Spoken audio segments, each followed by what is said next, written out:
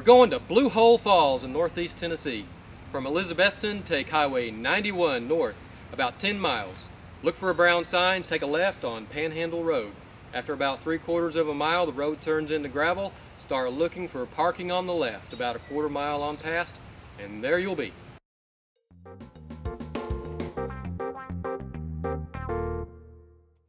Alright, so here we are at Blue Hole Falls this morning. Let's go. So after you arrive at Blue Hole Falls, immediately to the left is this little dirt bank. If you follow this dirt bank, this is the beginning of the trail to the overlook.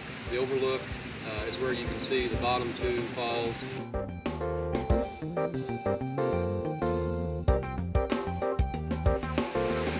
Alright, I'm getting my camera set up here. We've made it to the overlook of Blue Hole Falls.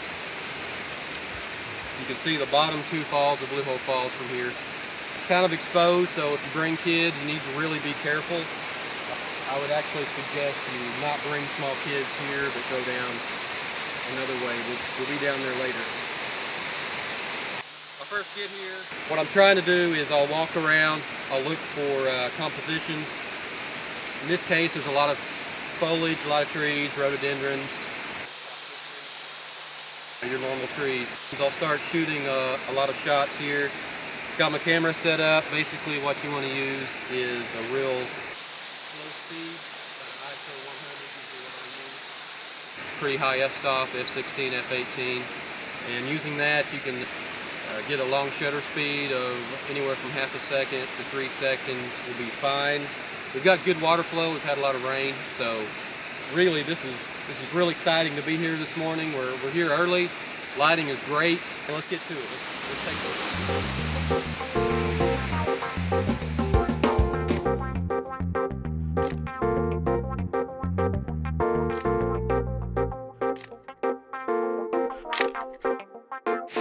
Blue Hole Falls is located in Gardner County in the Cherokee National Forest, and so pretty much there's no markings anywhere as far as boundaries, that sort of thing.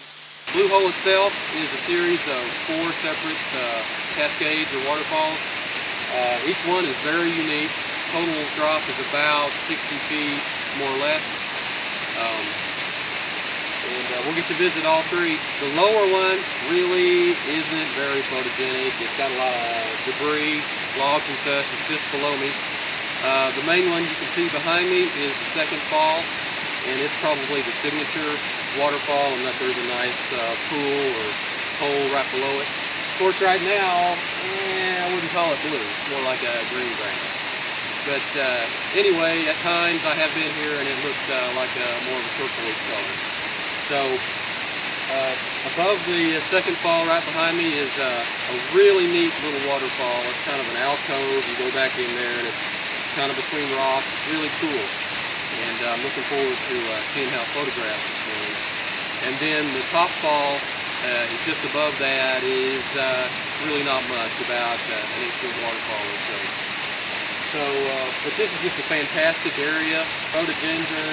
It's really lush any time of the year. I've been here in January, and it photographs nearly as well as it does in the summertime.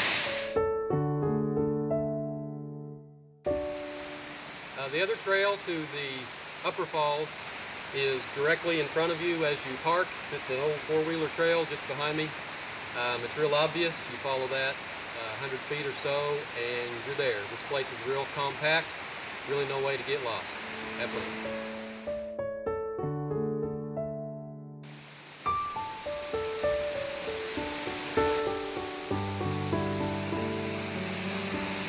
Okay, so here's my last shot of the waterfall.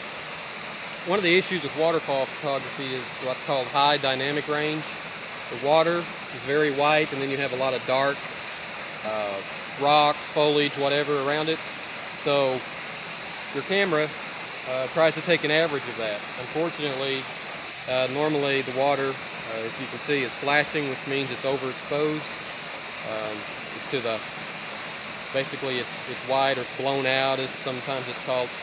So you got a couple of options. Normally I will bracket and try to find the best picture possible, and then adjust it later, the software. So here is 0, normal, no change at all. That's a -2. So you can see everything around the waterfall is very dark, but the waterfall itself is exposed pretty well. That's what's called a -1, so it's kind of in between. You see some foliage, some rock definition, and the waterfall is actually not too bad, but it is flashing a little bit at the bottom, which means it's overexposed.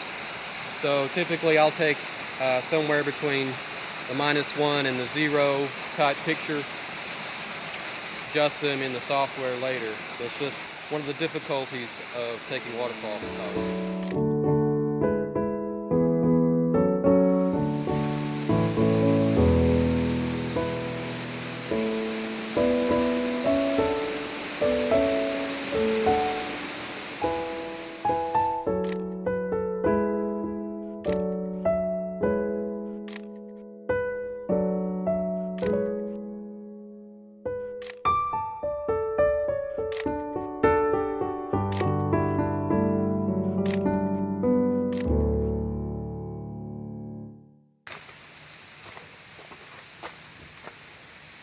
Well, that does it for today's trip to Blue Hole Falls. Until next time, keep hiking the waterfalls.